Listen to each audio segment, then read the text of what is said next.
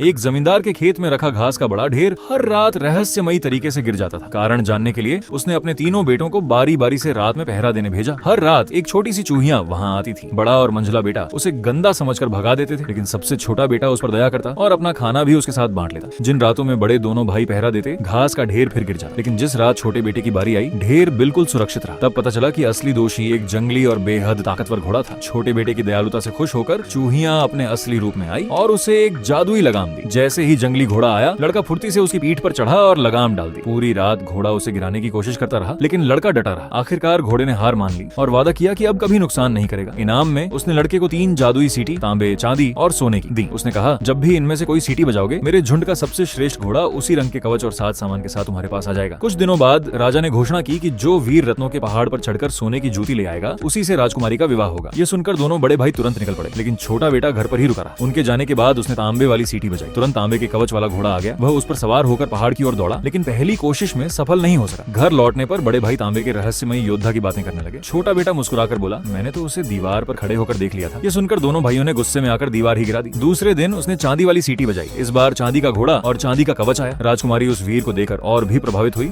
लेकिन दूसरी कोशिश भी असफल रही। भाई लौटे तो फिर उसी योद्धा की चर्चा करने लगे। छोटे बेटे ने कहा, मैंने तो छत पर चढ़कर उसे देख लिया था। गुस्से में दोनों भाइयों ने छत में आग लगा दी। तीसरे दिन छोटे बेटे ने सोने वाली सीटी बजाई। इस बार सोने का घोड़ा और चमचमाता सुनहरा कवच प्रकट हुआ। राजकुमारी मन ही मन प्रार्थना करने लगी कि यही वीर सफल हो। इस बार लड़का रत्नों के पहाड़ की चोटी तक पहुंच गया और सोने की जूती हासिल कर ली, लेकिन सीधे महल जाने के बजाय वह चुपचाप घर लौट आया। जब दोनों भाई वापस आए और सुनहरे योद्धा की बातें करने लगे, तो उसने फिर कहा, मैंने तो उसे घर की बल्ली पर बैठकर देख लिया था। दोनों भाई इतने नाराज हुए कि उन्होंने घर की बल्ली भी तोड़ डाली। अगले दिन राजा ने घोषणा की कि जिस वीर ने सोने की जूती जीती है, वह महल आकर राजकुमारी से विवाह कर। लेकिन कोई सामने नहीं आया। राजा ने सैनिकों को पूरे राज्य में खोजने भेजा। आखिरकार सैनिक छोटे बेटे के घर पहुंचे और उसके पास वही सोने की जूती मिल गई। राजा ने हैरान होकर पूछा कि वह यह सब कैसे कर पाया। लड़के ने तीनों जादुई सीटियां बजाई। देखते ही देखते तांबे, चांदी और सोने के तीनों घोड़े अपने अपने कवच के साथ प्रकट हो गए। उसने सोने का कवच पहनकर अपनी पहचान सबके सामने प्रकट कर दी। इतना ही नहीं, उसने अपने दोनों भाइयों को भी तांबे और चांदी के कवच भेंट कर दिए। राजा ने बड़े धूमधाम से राजकुमारी और उस दयालु युवक का विवाह कराया।